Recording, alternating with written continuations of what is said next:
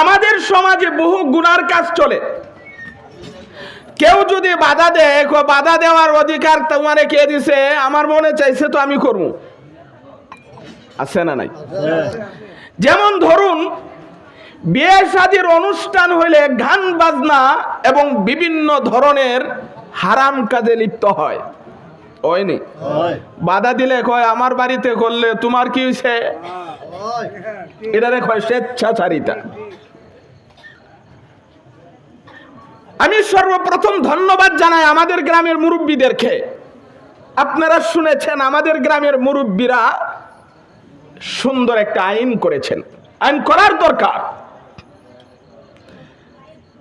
এই সকল আইন মুরব্বীদের জন্য যারা দেশ পরিচালনা করে, দেশকে নেতৃত্ব দেয়, জান্নাতে যাওয়ার উসিলাও হতে পারে। জান্নাতে যাওয়ার একটা চমৎকার ঘটনা শোনাই। নুজহাতুল মাজালিস নামক এক কিতাবে উল্লেখ করেছেন, এক এলাকাতে অগ্নি পূজারী আর মুসলমান বসবাস করত। রমজান মাস মুসলমানরা রোজা রাখে, অগ্নি পূজারী যারা তারা তো আর রোজা রাখে না। না রোজা রাখে? রমজান মাসের দিনের বেলায় অগ্নি পূজকের ছেলে প্রকাশ্যে খানা খাইতেছে। অগ্নি পূজারী তার ছেলেকে গিয়া শাসন করলো, হে ছেলে, যদিও আমরা রোজা রাখি না, এই এলাকাতে মুসলমান আছে, মুসলমানরা রোজা রাখে, তুমি যদি প্রকাশ্যে খানা খাও তাহলে মুসলমানের কষ্ট হবে, প্রকাশ্যে খানা খায়ও না। একজন অগ্নি পূজারী রমজান মাসে দিনের বেলায় প্রকাশ্যে খানা খাওয়ার কারণে বাধা দিছে, আর আমরা মুসলমানের সন্তান হয়ে বাধা দিতে পারে না। অগ্নি পূজকের ছেলে তার কথাটা মানছে না। এমনি বাবা তার হাত উঠায়া ছেলের দুই গালে দুইটা চর বসায় দিয়েছে। আমরা যদিও রোজা রাখি না, এই এলাকাটা হলো মুসলমানের, মুসলমান রোজা রাখে, তুমি আমার কথাটা মানলা না। কয়েকদিন পরে এই অগ্নি পূজক মারা গেছেন।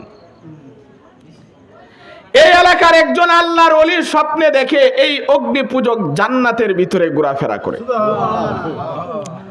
আল্লাহর ওলি ডাক দিলেন, হে ভাই অগ্নি পূজারী, তুমি তো জান্নাতে যাওয়ার কোনো কথা না, তুমি জান্নাতে গেলা কিভাবে?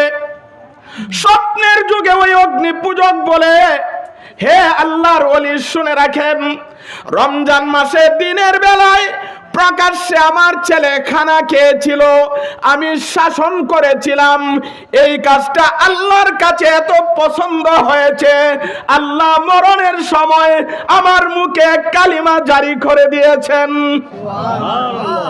একটা অগ্নি পূজক সন্তানদের শাসন করে যদি জান্নাতে যাইতে পারে, তাহলে এই এলাকা যারা পরিচালনা করে, এই গ্রাম যারা নেতৃত্ব দেয়, আমার বিশ্বাস তারা যদি অন্যায়ের প্রতিবাদ করে, এই গ্রামে যদি কোনো অন্যায় হতে না দেয়, ইনশাআল্লাহ তারাও এটা তাদের জন্য নাজাতের উসিলা হয়ে যাবে।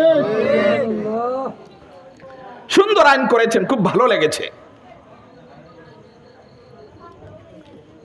গান বাজনা হালাল না হারাম? গান বাজনা শুনতে শুনতে তো আমাদের সমাজে এমন হয়ে গেছে, গান বাজনাটাকে আর হারাম মনে করে না, হালাল মনে করে। আচ্ছা বলেন তো, কুত্তার গোশত খাওয়া হালাল না হারাম? কেউ যদি হালাল মনে করে তার ঈমান থাকবে না। শুকরের গোশত হালাল না হারাম? কেউ যদি এটারে হালাল মনে করে ঈমান থাকবে না।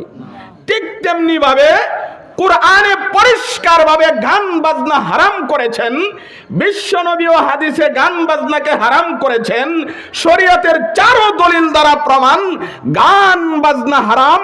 কেউ যদি গান বাজনাকে হালাল মনে করে, নিঃসন্দেহে তার ঈমান থাকবে না। তাহলে বলছিলাম, এক নাম্বার কালিমাকে আল্লাহ কেন দিয়েছেন? মানুষের মনের চাহিদাকে নিয়ন্ত্রণ করে জান্নাতের যোগ্য বানানোর জন্য। কালিমা কিভাবে আবার মানুষের মনের চাহিদা নিয়ন্ত্রণ করে? আমার মনে চায় নামাজ না পড়তে, রোজা না রাখতে, হজ না করতে, যাকাত না দিতে, কালিমা বলে মন তোমার মনে চাইলেই পারবা না, যেহেতু তুমি কালিমা পড়েছো লা ইলাহা ইল্লাল্লাহু মুহাম্মাদুর রাসূলুল্লাহ, যেহেতু তুমি কালিমা পড়েছো তোমার মনের চাহিদা মতো তুমি চলতে পারবা না, আল্লাহর বিধান নবীর তরিকা মতো তোমার চলতে হবে।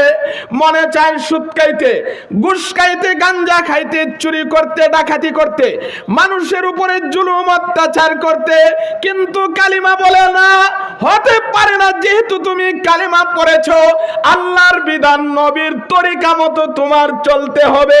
মনের চাহিদাকে নিয়ন্ত্রণ করে মানুষকে জান্নাতের যোগ্য বানানোর জন্য আল্লাহ কালিমাকে ইসলামের ভিত্তি বানিয়েছেন।